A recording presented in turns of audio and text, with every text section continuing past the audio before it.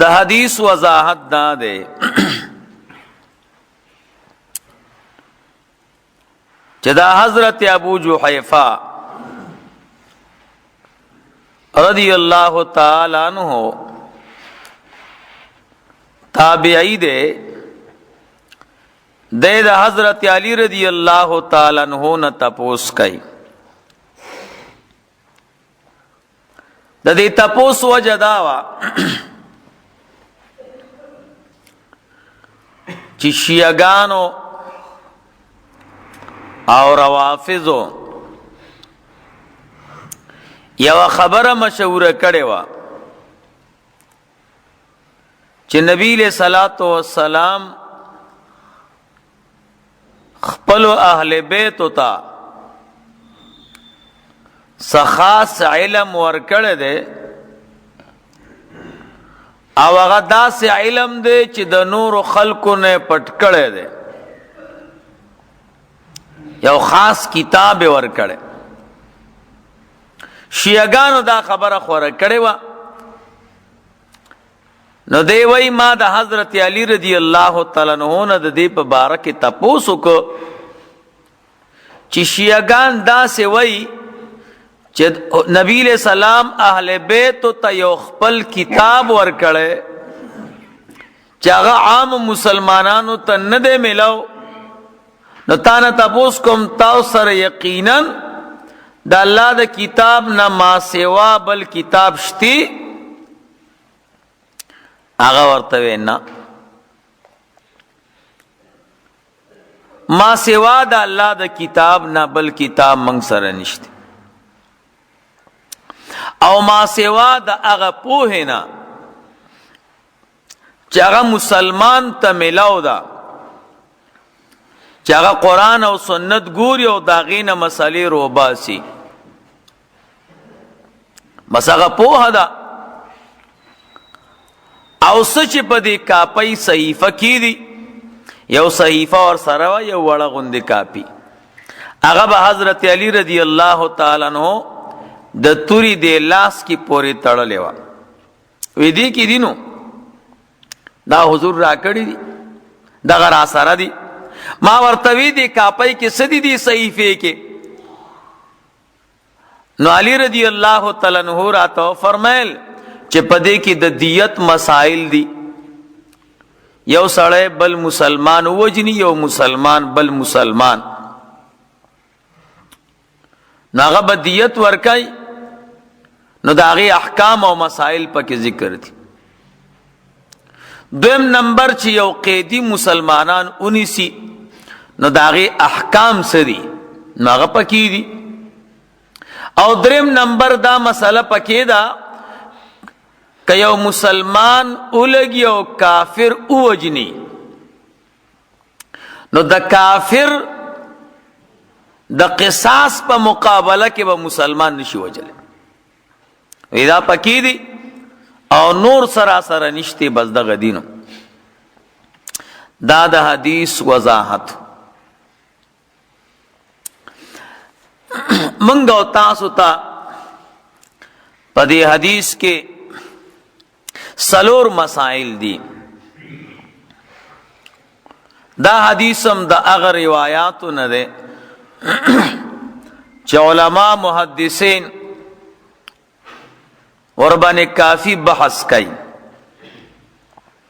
خوزمونگا استاسو دا ذہن موافق آسانت سلور خبر رالو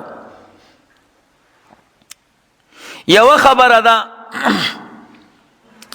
کہ حضرت علی رضی اللہ تعالی عنہ یو اوچت شخصیت تے پا صحاباو کی شیعگان و روافضو دا حضرت علی رضی اللہ تعالی عنہ پا بارکی داغ فضائلو کے دیر دروغ جوڑ کری او پا علی رضی اللہ تعالی عنہ پوری تپی نو علماء وی دروغ تس ضرورت تے دا حضرت علی رضی اللہ تعالی عنہ خپل ثابت شده رشتیا مناقب دم رډیر دی چې هغه څوک نشي بیانوله نو حضرت علی رضی اللہ تعالی عنہ د دروغ و مناقب و صفات تا س ضرورت نه لري. خپل یو لوی شخصیت ته علماء وی په ځوانانو کې پهل اسلام حضرت علی رضی اللہ تعالی عنہ وروړی دا پهل ځوان د چې اسلام وروړو نو څومره کال عمر یو سو کو یا تکالو او سو کوئی د 15 کالو دا تو نه تر 15 کالو پورې دي کې علما او اقوال دي. دا تو کالو نه کم قول نشته 15 نه سیوا. نو اول په ځوانانو کې اسلام حضرت علی رضی اللہ تعالی عنہ وروړو. د پلار نوم دی ابو طالب. انشاءاللہ پا ابو طالب سے بانے بخبر کو رستو خپل ځای کې را روانه ده. نو ابو طالب کنیه و د ابو طالب خپل نوم دی عبد مناف دی خپل نوم دی. د حضرت علی رضی اللہ تعالی عنہ د مور مبارک نوم دی فاطمہ بنت اسد. دی ہجرت کړو په حضور اسلام راوړو. نبی علیہ الصلوۃ والسلام ژوند دیو چې فاطمہ بنت اسد رضی اللہ تعالی عنہا وفات شو. نبی علیہ السلام په خپل په جنازه وکړه او په خپل لاسونو مبارکانو له حد ته کوزه کړه. نو په خپل یو لوی شخصیت ته بل په صحاباو کې صحابه 1,44,000 دي. تاسو ته مې بل شپه ویلو په دې 1,40,000 صحاباو کې علماو چاند کړي چې کم پکې لوی علما او فقها دي. صحابه ټول پاک خلق دي، اوچت خلق دي، عقاید و جهان مبارک باندې نظر لګېدل. نو د صحابیت یو خپل ذاتی مرتبه ده. یو دغه مرتبه یو چې څوک په قرآن او په سنت باندې پوهیږي دا دویم نمبر مرتبه ده. نو په صحاباو کې ټول فقها نه وو. علما وی په ټول صحاباو کې فقها چې د قرآن او د حدیث اسرار او روامز ورته معلومېده نو دا 2 شو. 32 صحابه دا فقهاو چې قرآن به وکړه مسلې به ترې ایستي. عبدالله ابن عباس دا په فقهاو کې حساب دی. چا ورته تا ته چې مسله پیښه چې سکه وی ما ته چې مسله پیښه چې زه قرآن کریم راواله وی دا غینه مسله رو باسم. نو چا ورته وی د حضور عمر څومره د نبی علیہ السلام عمر مبارک څومره وی 3 کاله وی دا مسله د قرآن کې لیدلی و یا دا مسله قرآن کې شته چې د نبی علیہ السلام عمر 3 کاله خدا مسلې د قرآن نراویستل دا خپل خلق لري. هغه ورته وی کم ځای کې راغلی دی قرآن کې چې د نبی علیہ السلام عمر 3 کاله دی. وی داسې چلو چې یو ورځ ما تلاوت کوم قرآن کریم یو کم 10 سپاره کې یو سورت ته سورت تغابن ورته وی. نو تغابن نقصان ته وی. نو ما سوچو که 28 سپاره کې یو کم 28 سپاره کې سورت تغابن ده. نو تغابن خو نقصان ته وی. ما وی د دې سورت نوم څنګه نقصان ده. نو ما په دې سوچو که چې سورت خود نقصان نه وای ما چې سوچو که نو د دې سورت تغابن نه مخکینه سورت منافقون ده او هغه سورت منافقون 35 نمبر سورت د قرآن کریم ده 35 نمبر او دا سورت تغابن 43 نمبر ده. وای ما وی چې دا خود نبی علیہ السلام عمر یادای چې 3 کاله برابر شي نو بیا 43 کال به د نقصان وی ولی نبی علیہ الصلوۃ والسلام به دنیا کې نه. نو ځکه دا سورت تغابن نومیخه کنه د صورت نوم خو نقصان نه دا د حضور عمر ته پکې اشاره ده. او د سورت منافقون اخیرنه آیت دا ده چې ولا یؤخر الله نفسا اذا جاء اجلها. الله پاک د یو انسان چې کله نیټه برابر شي رستو کوي نه. مې ودا د حضور عمر ته اشاره ده. درش په تکاله چې د حضور برابر شي د به وفات شي، سلور شپیتم کال به د نقصان وي د الله د پیغمبر د عدم موجودګۍ نه بل نقصان کم دی. نو ګوره څومره زبردست جوور نظر یو. نو په ټول صحابه فقها نو صحابه وو، لیکن قرآن و سنت په اسرار و روامزو پکې 22 صحابه پوهیدو. بیا په دې 32 صحابهو کې علماو چاند کړی چې دې کې نامتو فقها څومره دي. نو هغه پکې شپږ دي. نو پہلا نمبر حضرت عمر فاروق رضی اللہ تعالیٰ عنہ، دویم نمبر حضرت علی رضی اللہ تعالیٰ عنہ، دریم نمبر عبداللہ بن مسعود رضی اللہ تعالیٰ عنہ، سلورم نمبر زید بن ثابت رضی اللہ تعالیٰ عنہ، پنجم نمبر ابی بن کعب رضی اللہ تعالیٰ عنہ، شپږم نمبر ابو درداء رضی اللہ تعالیٰ عنہ. دا شپږ صحابه بیا په دې 2 کې د لوی پای علما او فقها. بیا د عقاید او جهان د امت علماء او قربان نبی دا شپږ چان کړي دي. ګوره نو چې دا شپږ چان کړه کنه نه پدې کې 2 صحابه د ټولو نه اوچتو خط. یو حضرت علی رضی الله تعالی عنہ ده او بل حضرت عبد الله ابن مسعود رضی الله تعالی عنہ. نو دې 2 صحابو ته چې کوم علم ملاو د 1,00,000 د عقاید او جهان علم 1,44,000 صحابو ته منتقل شو. 1,44,000 صحابو علم دا په 200 صحابو کې راجمع شو. د 200 صحابو په شپږو صحابو کې راجمع شو. بیا د شپږو صحابو دا په 2 صحابو کې راجمع شو. د دې دواړو صحابو علم بیا امام اعظم ابو حنیفه رحمه الله تراغله. زمونږ استاد د مسلک او د مذهب امام څومره لوی عالم. دا دواړه حضرت علی رضی الله تعالی عنہ او حضرت عبداللہ بن مسعود رضی الله تعالی عنہ دا د امام اعظم ابو حنیفه رحمه الله بالواسطه استادان دي. نو گویا چې دا عقاید او جهان د سینې مبارک نه چې څومره علم دا زمونږ استاد امام ته منتقل دی. دومره لوی خواري او دومره لوی شخصیت. بہرحال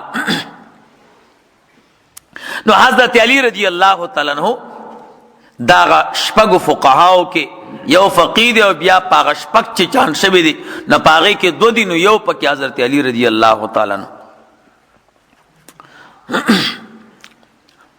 بل حضرت علی رضی اللہ تعالی عنہ سلور خلفاو کې سلورم نمبر خلیفہ دے.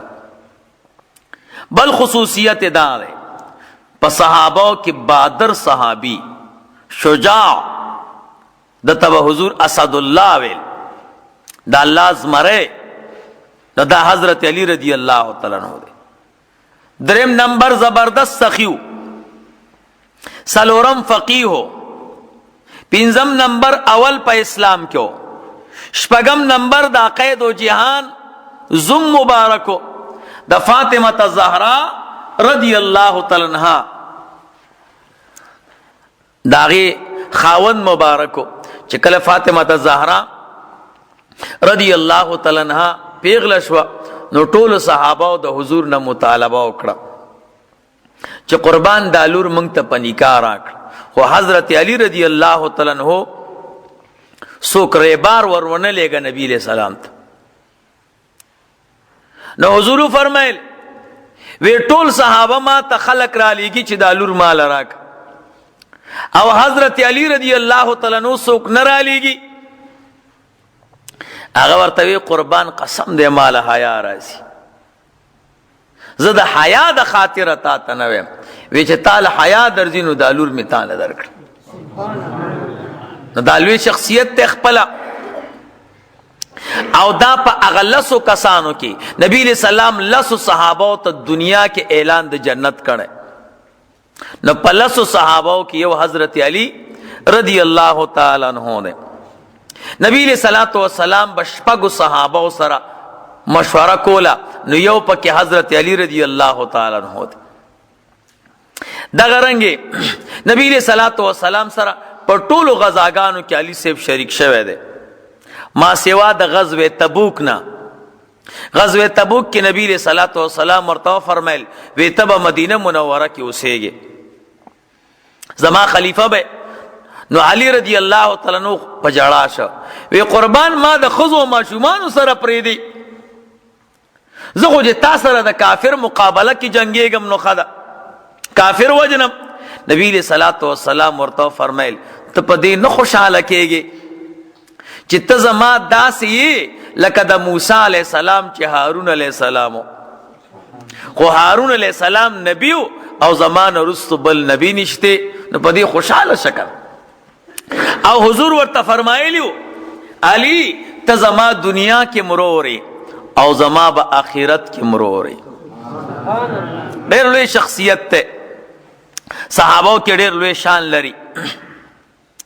خیبر غزا کې نبی علیہ الصلوۃ والسلام فرمایل وی زبا سار وختي د مسلمانانو جنډه هغه چاله ورکوم چې د الله او د الله د نبی خوخي. نو هر صحابي ویره چې مال راکی او حضور فرمایل خیبر به داغه پلاس فتح کی. سار وختي ټول صحابه را چې ما ته براکای. حضور فرمایل علی صاحب چرته ده اوی قربانه خو بیمار ده سترګي خوک شوی دي وی ورشه اور تاواز وکي اراله وی ولې رانلې وی قربان سترګي می خوک شوی دي. نبی علیہ الصلوۃ والسلام توکان مبارک راواغسته او د حضرت علی رضی الله تعالی عنہ په سترګو مبارک باندې ولګولې وی سترګي وغړوا چې سترګي وغړولې بالکل صحیح سالم وی روغه هغه جنډه حضرت علی رضی الله تعالی عنہ تور. نو لوی شخصیت ته پخپل دومره علم الله پاک ورکړو یو ورځ صحابه ته وی او تابعین ته شاګردانو ته وی وینن چې د سشي تپوس کوي د قران کریم متعلق زب جواب در کوم. قسم دې ماته د قران کریم هر یو آیت یاد ده چې کوم ځای کې نازل ده د ورځې نازل لکه د شپې نازل. یو ورځ عمر فاروق رضی الله تعالی عنہ حجر اسود ته ودرېدو او بیان هم دا حدیث وای درستو دی بخاری شریف کې مرا روان حجر اسود ته ودرېدو. حجر اسود ته وای څوک چې حج ته تللی نو هغوی ته بوس یاد شي. هلته د پاکو قبرونو سره د صحابه قبرونو سره دا وابیان ولاړي تا ته دوی نه څه غواړې. نو عمر فاروق رضی الله تعالی عنہ حجر اسود ته ودرېدو ورته وای انک حجر لا تنفع ولا تضر یقینا ته یو کاڼی چاته نفع او نقصان نشي رسوله. کما نبی علیہ الصلوۃ والسلام لیدل نه وي چې تیخ کولول قسم دې کما خپل کړي خو حضور ملي دلې دینو. زمونږ استاد د کلی واجی سیب تل او حجتا نو چې راغه به چا تاسو کو حجر اسود د خپل ک کنه ویل زسه مشرکم چې کانی خپلو زه کانی ماړي نه خپلو تو عبادت ته تلم دا دومره ساده ده دا رسول الله مبارک کول کړي. نو ورته وی ما ته پته ده ته یو کانه چاته نفع او نقصان نشي رسوله. کما نبی علیہ الصلوۃ والسلام لیدل نه وی چې تیخ کولول ما نخ کولول. نو حضرت علی رضی اللہ تعالی عنہ ور سره ولاړ ورته وی عمر فاروق صاحب دا تسوي کله قران کریم د یو آیت تفسیر تا یاد وي نو دا خبره بده نه وکړي. وی څنګه وی الله پاک فرمایي اے زما بندگانو هغه وعده یاد کړئ چې کله ما په عالم ارواح کې تاسو راجمع کړئ او ما درته وی الست بربکم زستاسو رب نه او تاسو بلا یا الله ولې نه. وی دغه وعده الله په یو کاغذ ولیکله او دی حجر اسود کېدن نه پرته ده چې کله ورځ د قیامت شي د دې حجر اسود بسر وي او د دې بخلوي او جبه وي چا چې په هغه وعده پوروالی کړی دی او دنیا کې اسلام روړی دی د هغه دپاره به ګویي کوي، او چا د عالم ارواح مخالفت کړی په هغه به ګویي کوي، او ته نفع او نقصان نشي رسولی. نو عمر صاحب ورته مخ راواړو، ورته وی لا ابقانی الله ارضا لست فیهم یا ابوالحسن، الله دې ما په هغه ځمکه کې نه اوسئ چې ته پکې نه ای ابوالحسنه، که ته نه وې ما خو مسله داسې کوله. نو ډېر یو لوی عالم حضرت علی رضی الله تعالی عنہ یو لوی عالم دی. دا مونږ او تاسو چې دلته جګړه ده، څوک لاسونه برګ دي که نه او څوک کتک دي. حضرت علی رضی الله تعالی عنہ فرمای وی قرآن کریم کې چې دا آیت راغله انا اعطیناک الکوثر فصل لربک وانحر، وی دا وانحر دا معنا ده چې لاسونه د نوم نخکته کېده. قرآن کریم نے ثابت کړی ده چې سړی چې مونځ کې ولاړ نو د نوم نخکته به لاسونه ږدي، او دوی داسې لاسونه ږدي. هلکه چې مسله د قرآن کریم نه ثابته شوه نو بیا کوم ځای نه پکې اشکال پیدا شي. نو حضرت علی رضی الله تعالی عنہ دا یو لوی شخصیت و. د نبی علیہ الصلوۃ والسلام نے 1500 او شپږ اتیا احادیث روایت کړي دي. 1500 او شپږ اتیا احادیث.